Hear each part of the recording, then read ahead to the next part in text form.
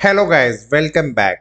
जैसा कि आप सब लोगों को अब लग रहा होगा डर, क्योंकि बोर्ड्स के examination is just round the corner. Okay, थोड़ा सा लाइट नोट पे मैंने इसको स्टार्ट किया है। और इस टाइम सबसे बड़ा स्टूडेंट का जो चैलेंज होता है वो होता है कि सर हमसे एग्जामिनेशन प्रेशर नहीं झेला जा रहा, वो स्ट्रेस लेवल हमसे हैंडल नहीं हो रहा, जिसके लिए हमें बहुत टेंशन रहता है टाइमली सिलेबस होगा या नहीं होगा, कॉम्पिटिटिव वर्ड है, मार्क्स आएंगे नहीं आएंगे, कितने आएंगे, कैसे स्टार्ट करना है, कोई टेंशन लेना है नहीं लेना है। तो सब कुछ चीज़ों को मैंने आपको इन 6 चीज़ों में मैंने आपके इस पूरे से पूरे लेक्चर को यहाँ पे डेडिकेट किया है। तो सबसे पहला जो पॉइंट मैं आपके लिए दे रहा हूँ, how to handle your examination stress में, टू नो योर सिलेबस।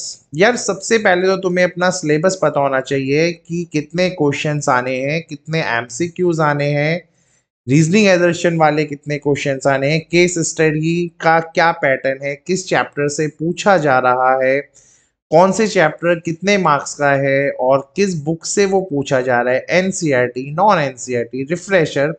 तो ये सारा नॉलेज आपको पता होना चाहिए। कहीं ऐसा ना हो कि आप कोई आउट ऑफ सिलेबस वाला चीज पढ़ लें और अपना टाइम वेस्ट करें। तो सबसे पहला जो मैं आपको सजेस्ट करूंगा, अपने सिलेबस को ढंग से देखिए। आप उसका जेरोक्स प्रिंट आउट करवा लीजिए, अपने सिलेबस को हाइलाइटर से हाईलाइट कीजिए कि जो जो आप पढ़ रहे हो क्या वो सिलेबस में है भी या नहीं है। And then you can devote your time for this examination. ठीक है। सेकेंड पार्ट में एक टाइम टेबल आपके पास होना बहुत इंपॉर्टेंट है। अब क्योंकि एग्जामिनेशन में सिर्फ 40 to 45 डेज ही रह गए हैं ऑलमोस्ट, तो आपको एक अपने लिए खुद एक टाइम टेबल एक डिवाइस करना पड़ेगा कि सर चलो मैंने 4 आवर्स मैंने एसएसटी पढ़ा, 4 आवर्स मैंने केमिस्ट्री पढ़ा या फिजिक्स मैंने 4 आवर्स पढ़ा। तो आपको उन सारे सब्जेक्ट्स को ब्रेक करना है। ठीक है। वन बाय वन आपको ब्रेक करना है, और ऐसा नहीं है कि पूरे दिन सिर्फ आप एक ही सब्जेक्ट को पढ़ रहे हो, तो वो भी आपका ड्रॉबैक हो जाएगा बेटा। तो now you have to give a realistic time table. ऐसा नहीं कि बस कि मैं सुबह उठा 12 घंटे तक मैं पढ़ रहा हूँ फिर मैं सो ही नहीं रहा हूँ। तो एक रियलिस्टिक टाइम टेबल होना एज ए स्टूडेंट आपके लिए बहुत मस्ट हो जाता है। ठीक है। तो एक रियलिस्टिक टाइम टेबल को सेट कीजिए, उसी के अकॉर्डिंगली वर्क करिए। एक रियलिस्टिक टाइम टेबल ही होना चाहिए। सारे सब्जेक्ट्स को इक्वली टाइम देना है। जो अभी आपका वीक सब्जेक्ट है उसको आप डेफिनेटली कीजिए। कब एनसीईआरटी करना है, कैसे सैम्पल पेपर सॉल्व करना है, ये सारा का सारा टाइम टेबल आपके ब्रेन में क्लियर हो जाना चाहिए। ऐसा ना हो कि कॉपी के पीछे बस टाइम टेबल ही बन रहा है कि यार 10 बजे के लेक्चर को अब हम 12 बजे पढ़ेंगे, 12 बजे देन एक नया टाइम टेबल आपने फिर से जनरेट कर दिया। एक रियलिस्टिक टाइम टेबल अपने लिए सेट कीजिए। Number of hours her subject को आप डेडिकेट कीजिए। उसके बाद ही आपको स्टडी में एक मजा आएगा। तीसरा पॉइंट हो जाता है ग्रुप स्टडी का। ठीक है। ग्रुप स्टडी मैं सजेस्ट करूंगा काफी स्टूडेंट्स को। सॉरी, काफी स्टूडेंट्स आप में से ऐसे होते हैं जिन्हें ग्रुप स्टडी करना अच्छा लगता है ना। एक ग्रुप के साथ पढ़ना पड़ता है। काफी स्टूडेंट्स होते हैं जो अकेला पढ़ना चाहते हैं, लेकिन कभी कभी अकेला पढ़ना थोड़ा सा बोरिंग हो जाता है। तो मेरे हिसाब से आप ऐसा कर सकते हैं, जो भी आपका कोई फ्रेंड बहुत क्लोज है, अच्छा फ्रेंड है, जो आपका टाइम आपको लगता है वेस्ट नहीं करेगा, तो ऑल दो आप घर में अलग अलग डेफिनेटली पढ़िए, लेकिन जब भी आप किसी कोचिंग में जाएं, किसी स्कूल में जाएं या किसी स्टूडेंट के यहाँ भी सेल्फ स्टडी के लिए जाएं, है ना, ग्रुप स्टडी के लिए करने के लिए, तो आपस में डिस्कशन जरूर कीजिएगा। चांसेस आर देयर जो उसको आता हो वो आपको ना आता हो, और जो आपको आता हो वो उसको ना आता हो, और हो सकता है दोनों को ही कुछ ना आता हो, वो तो बेस्ट हो जाएगा खैर। बट एनीवेज, ग्रुप स्टडी का फायदा ये होता है कि हमें लगता है कि सिर्फ हम ही पढ़ाई कर रहे हैं या हम ही स्ट्रगल कर रहे हैं एग्जामिनेशन में, तो ग्रुप स्टडी से थोड़ा आइडिया लग जाता है कि where we are lacking, actually we are lacking or not, that can also be जज by group study. So I will suggest you not for 8-10 hours, but yes, till your examination, है ना, कोशिश करना half an hour 1 our, चाहे phone पे, या phone पे तो I won't suggest actually, personally अगर आप मिलके डिस्कशन कर सकते हैं, 2-3 स्टूडेंट जैसे आप कोचिंग जाते हैं, डिस्कस कीजिए नए नए क्वेश्चंस को, नए नए सिनेरियोस को। तो उस तरीके की चीज को आप ग्रुप स्टडी में ला सकते हैं, है ना। थोड़ा सा अपना आपको प्रिपरेशन लेवल पता चल जाता है, आप अपने को बेटर बेटर प्रिपेयर कर सकते हैं। ठीक है, तो ग्रुप स्टडी में भी मुझे कोई प्रॉब्लम नहीं है, बच्चों को करना चाहिए। ठीक है, सबसे इम्पॉर्टेंट चीज़ है यार, काफ़ी लोग बहुत जल्दी उठते हैं, बहुत लेट तक पढ़ते हैं, फिर पूरे दिन सोए रहते हैं।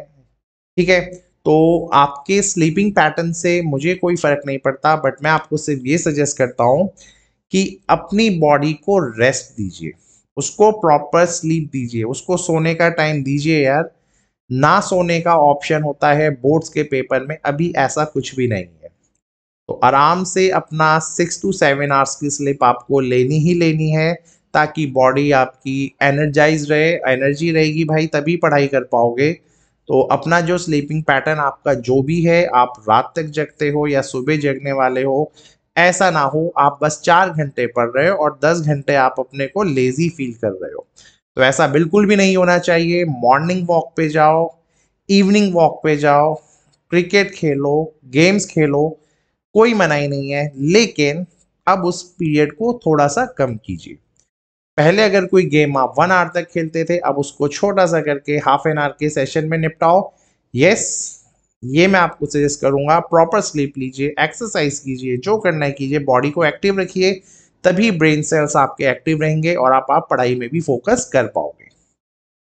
फिर आता है ईट क्लीन। ईट क्लीन से मेरा कहने का मतलब ये है, यहाँ ऐसा नहीं है कि आपने क्या किया, सुबह सुबह हैवी लंच, आई मीन सुबह सुबह हैवी ब्रेकफास्ट हो गया, फिर लंच भी हैवी, डिनर भी हैवी, और आपकी बॉडी अब स्लीप आपसे मांग रही है। तो बहुत ज़्यादा नहीं खाना है कि जिससे ऐसा कोई फूड मत खाइएगा, कोल्ड ड्रिंक मत पीना भाई, तेल वेल कुछ मत खाना, क्योंकि अगर हल्का सा भी अगर तुम्हें प्रॉब्लम हुआ इस टाइम पे, तो आपके 7 to 10 डेज ईजिली वेस्ट हो जाएगा।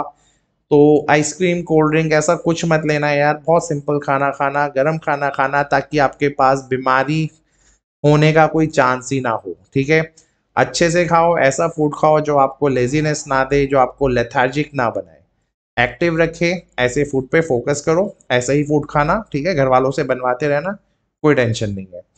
And the last point from my and, relax रहो यार, ये सिर्फ एक एग्जाम है, this is just an examination. बिल्कुल रिलैक्स लीजिए, कोई पैनिक होने वाला बात नहीं है।